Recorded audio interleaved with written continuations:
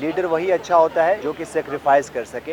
अगर मोहम्मद रिजवान सेक्रीफाइस कर सकते हैं इस टीम के लिए, अपनी जगह छोड़ सकते हैं, मुश्किल हालात में परफॉर्म कर सकते हैं, मुश्किल हालात में आगे आ सकते हैं जब उनको जहां ज़रूरत पड़ेगी। सचिन तेंदुलकर की मिसाल देख ले, बहुत परफॉर्म करते थे लेकिन कैप्टन जब वो बनते थे तो उनकी वैसी कामयाबी नहीं, उन्होंने छोड़ दिया। जब विराट कोहली की बात करते हैं, जब उनको लगा कि उनको नहीं कैप्टनसी करनी चाहिए, उससे उनका अपने इफेक्ट, उन्होंने छोड़। मेरी रिक्वेस्ट है सेलेक्टर से भी, पीसीबी से, ये जो प्लेयर को हम पीछे छोड़ देते हैं ऐसा ना करें। देखिए, मैंने फ़खर ज़मान की इसलिए बात की थी कि हम बाज़-औक़ात बात कर रहे थे कि हमारे पास लीडर नहीं है, तो फ़खर ज़मान वो वाहिद प्लेयर थे जो कि T20 में उन्होंने अपनी जगह छोड़ी, उसके बाद वनडे में अपनी जगह छोड़ी। ठीक है, दो कि वो फिर कहीं समहाउ दोबारा वापस आए और उन्होंने सेक्रीफाइस किया और परफॉर्मर भी हैं। तो हम ये हमेशा ये करते हैं, लीडर क्या होता है अच्छा? लीडर वही होता है, लीडर वही अच्छा होता है जो कि सेक्रीफाइस कर सके। अगर मोहम्मद रिजवान सेक्रीफाइस कर सकते हैं इस टीम के लिए, अपनी जगह छोड़ सकते हैं, मुश्किल हालात में परफॉर्म कर सकते हैं, मुश्किल हालात में आगे आ सकते हैं जब उनको जहां ज़रूरत पड़ेगी। इसी तरह सलमान अली आगा, इस तरह सऊद शकील है, इस तरह कामरान गुलाम है, बहुत सारे प्लेयर हैं। लीडर होता क्या है ये आपको समझना है। अगर हम परफॉर्मेंस की बात करें तो ऐसे तो बड़े बड़े परफॉर्मर्स रहे हैं। सचिन तेंदुलकर की मिसाल देख ले, बहुत परफॉर्म करते थे लेकिन कैप्टन जब वो बनते थे तो उनकी वैसी कामयाबी नहीं, उन्होंने छोड़ दिया। रिसेंट पास में विराट कोहली की बात करते हैं, जब उनको लगा कि उनको नहीं कैप्टनसी करनी चाहिए, उससे उनका अपने इफेक्ट, उन्होंने छोड़ दिया। तो मेरे ख्याल से ये आपको इस तरह करना होता है। अच्छा, थैंक यू सो मच। देखिए, वो इम्प्रूव कर रहे हैं और डे बाई डे उनको इम्प्रूव करना चाहिए।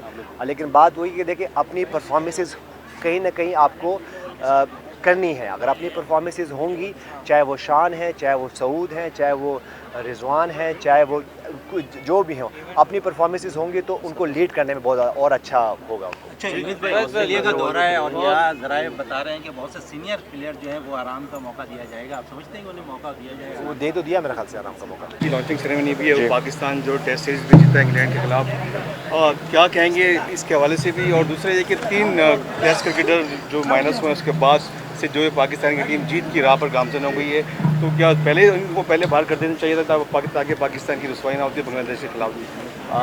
देखिए, पहले तो थैंक यू आप सब आए। जिस तरह KPL आपके सामने है, मैं फिर बार बार कह रहा हूँ कि एक्सपेक्टेशन हमसे ज़्यादा ना रखिएगा।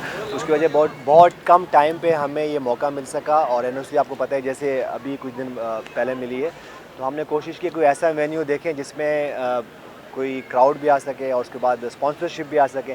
स्पॉन्सरशिप वैसी नहीं है क्योंकि शायद लोगों को लगा कि शायद KPL नहीं हो रहा, तो KPL तो हो रहा है इंशाल्लाह।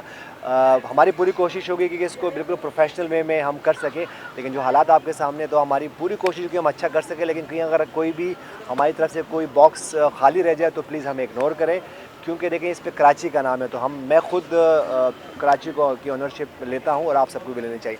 उसके बाद आपके सामने है, ये आज हमारी ओपनिंग सेरेमनी हुई है, वो ज़बरदस्त है। और उसके बाद एक और अच्छी बात ये हुई कि बड़े अरसे बाद हम सीरीज़ जीते और बैक टू बैक इस तरह जीते कि जिस तरह की पाकिस्तान की टेस्ट क्रिकेट अगर हम बात करते हैं जैसे होने, मैं ये बात नहीं करता हूँ कि पहले कैसी होती थी या आगे कैसी हुई, अब कैसी होती है।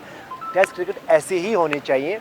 और जो बात शायद ये हो रही है कि पाकिस्तान ने पिचेस ऐसी बनाई जो कि हमें सूटेबल है, ऐसा कुछ भी नहीं। देखिए, जब होम कंडीशन की बात करते हैं तो उसका एडवांटेज होम को ही मिलता है, तो हमने पूरा उसका एडवांटेज। एक जो मुझे लगता है कि देखिए, ऐसा ना करें, मेरी रिक्वेस्ट है सेलेक्टर से भी, पीसीबी से, ये जो प्लेयर को हम पीछे छोड़ देते हैं ऐसा ना करें। देखिए, हमने नुमान अली को पीछे छोड़ दिया, वो आए, उन्होंने हमारे लिए वंडर्स किए। फिर साजिद को जिस तरह उसने परफॉर्म किए, 1-2 प्लेयर के आने से, उनकी एनर्जी आने से बिल्कुल टोटल टीम ही चेंज हो गई। और फिर जिस तरह सऊद शकील ने खेला है, ये एक जो मैं बात करता हूँ कि ये अपॉर्चुनिटीज़ होती है। तो मेरे ख्याल से उसके बाद कामरान गुलाम ने जिस तरह सेकंड टेस्ट मैच में बैटिंग की है, तो देखिए ये आपको कहीं ना कहीं यंग ब्लड को इंडक्ट करना होता है।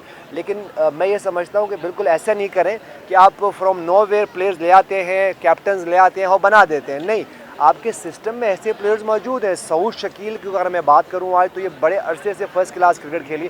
फिर कामरान गुलाम की आपके सामने है जो बहुत से क्रिकेटर। और फिर नुमान अली की बात मैं ज़रूर यहाँ करूँगा। अगर हम ये समझते हैं कि 36-37 साल की उम्र में प्लेयर को ना सेलेक्ट करें, ऐसा नहीं है। देखें, डोमेस्टिक में उनको पूरा मौका दें, और जब इस तरह के प्लेयर्स आते हैं और आपके सामने परफॉर्म करते हैं तो मेरे ख्याल से सपोर्ट करना चाहिए। मैं ये बिल्कुल नहीं कहूँगा कि जैसे हम बात कर रहे हैं कि शहनशाह अफरीदी नहीं है, उसके बाद बाबर आजम नहीं है, नसीम शाह को बाहर कर दिया। देखिए ऐसा नहीं है, इनके साथ ये लेजेंडरी प्लेयर्स हैं और इन्होंने ऐसा नहीं है कि ये कोई किसी की वजह से खेल रहे हैं। ये बाबर आजम अगर हम बात करते हैं तो बाबर आजम ने हमें प्रूव करके दिखाया, मगर फॉर सम टाइम इसको बैलेंस डालना होता है। जब आपके पास ऐसी टीम्स होती हैं जो कि आपके मयार की नहीं होती तो आपको कहीं ना कहीं रेस्ट करना होता है। हमने भी पास में किया, लेकिन प्रॉब्लम ये कि मैंने रेस्ट किया 2002-03 में।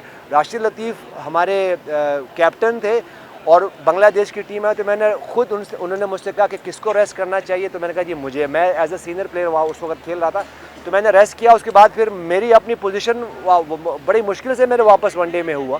तो ऐसा, तो इसलिए भी बाज़-औक़ात ये जो हमारा जो इंफ्रास्ट्रक्चर में प्रॉब्लम्स हैं, इस वजह से बाज़-औक़ात ये जो हमारे सीनियर प्लेयर्स हैं वो रेस्ट नहीं करते हैं और साथ में यंगस्टर को मौका नहीं देते। तो इसका बैलेंस लाना ज़रूरी है।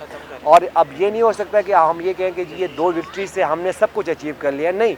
इसके बाद आगे जाएं और जब जिस तरह हमने ऑस्ट्रेलिया जाना है, इंग्लैंड जाना है, साउथ अफ्रीका जाना है, फिर कहीं यहाँ मौका मिला इंडिया जाएँ तो उसके हिसाब से प्रिपरेशन करें और ये लर्न करें, क्योंकि जिस तरह की नीडफुल जो पॉइंट्स हैं जो होने चाहिए वो हो, तो इस तरह के रिजल्ट आएंगे।